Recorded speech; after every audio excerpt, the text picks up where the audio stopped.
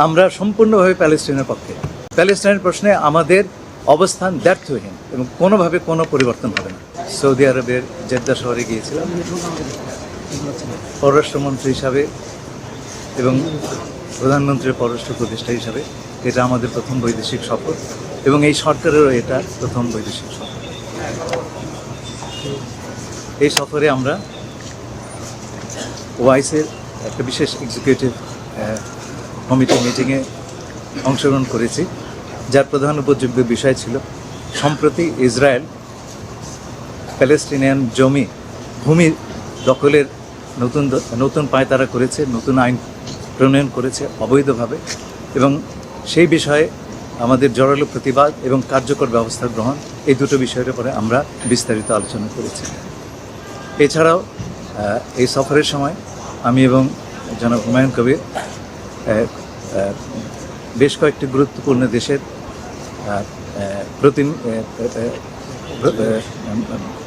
প্রধান প্রতিনিধিদের সঙ্গে আমরা আলাপ করেছি, প্রতিনিধি দলের নেতাদের সঙ্গে। এর মধ্যে রয়েছে সৌদি আরবিয়া, তুরস্ক, প্যালেস্টাইন, পাকিস্তান এবং গ্যাম্বিয়া।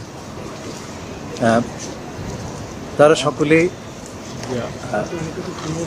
গত নির্বাচনে ভূমিধস বিজয় লাভ করার জন্যে মাননীয় প্রধানমন্ত্রী জনাব তারেক রহমানকে আন্তরিক শুভেচ্ছা জানিয়েছেন এবং তারা আশা প্রকাশ করেছেন তার নেতৃত্বে বাংলাদেশ একটা দীর্ঘকালীন রাজনৈতিক স্থিতিশীলতা এবং ব্যাপক প্রবৃদ্ধি অর্জন করতে পারবে। এছাড়াও আমরা দ্বিপাক্ষিক বিভিন্ন বিষয়ে কথা বলেছি। এসব দেশের সঙ্গে আমাদের সম্পর্ক জোরদারের জন্যে বিভিন্ন ব্যবস্থা গ্রহণের আলোচনা করেছি। সেই সাথে জাতিসংঘ সাধারণ পরিষদের 81তম অধিবেশনের সভাপতিত্বের জন্য বাংলাদেশের যে প্রার্থিতা, সেই বিষয়ে আলোচনা করেছি এবং প্রত্যেকটি দেশ আমাদেরকে বিপুল সমর্থন দিয়েছে এবং আমাদের জন্য জাতিসংঘে কাজ করবার জন্য প্রতিশ্রুতি দান করেছে। আমরা সম্পূর্ণভাবে প্যালেস্টাইনের পক্ষে।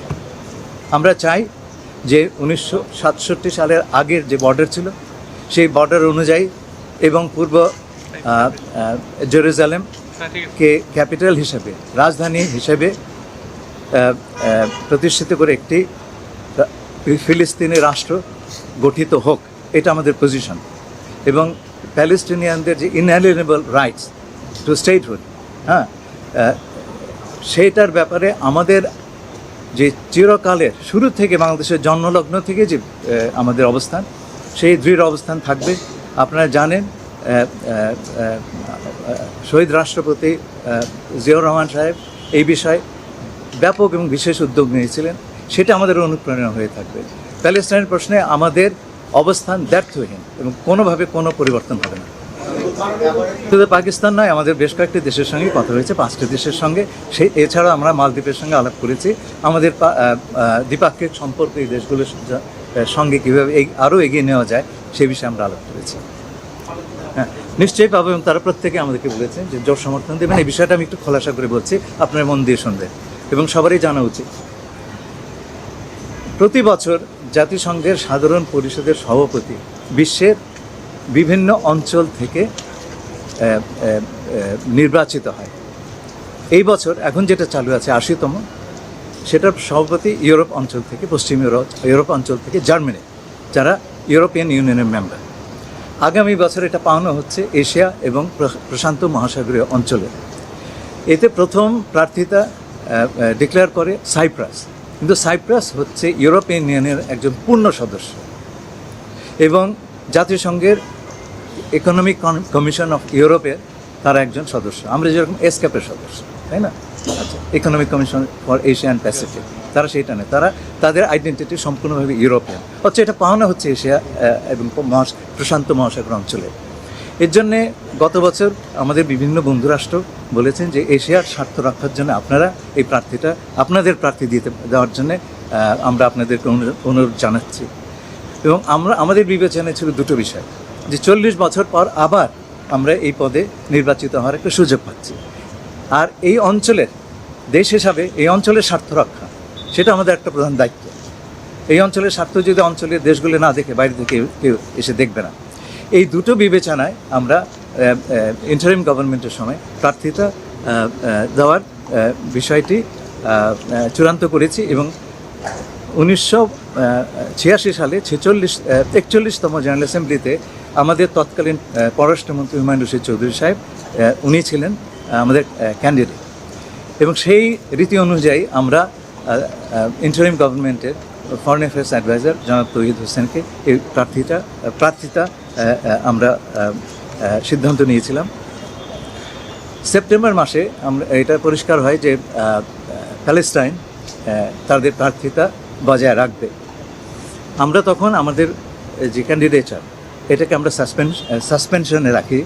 আমাদের একটা আশঙ্কা ছিল, যেহেতু প্যালেস্টাইন জাতিসংঘের পূর্ণ সদস্য নয়, সেহেতু হয়তোবা একসময় তারা প্রার্থিতা উইথড্র করতে পারে।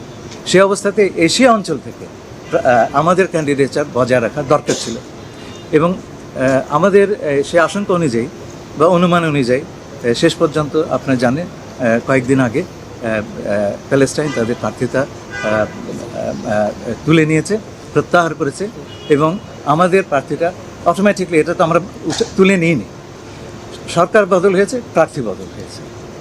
জনাব তৌহিদ সাহেব উনি পররাষ্ট্র উপদেষ্টা ছিলেন, এখন আমি পররাষ্ট্রমন্ত্রী, আমাকে সেখানে অটোমেটিকলি আমার নাম এসেছে। তো আমাদের একটা চ্যালেঞ্জ হচ্ছে যে আমরা সাইপ্রাস তারা বছর জুড়ে প্রচার করেছে, আমাদের হাতে মাত্র আছে 3 মাস বা তার চেয়ে কম। তো এই অবস্থাতে আমাদের প্রধান একটা উপজীব্য বিষয় ছিল যে এই অল্প সময়ে আমরা কতটুকু পথ অতিক্রম করতে পারবো নিশ্চিত জয়ের জন্য, এবং সেটা বোঝবার জন্য আমরা আমাদের ওআইসি বন্ধু দেশগুলোর সঙ্গে কথা বলেছি।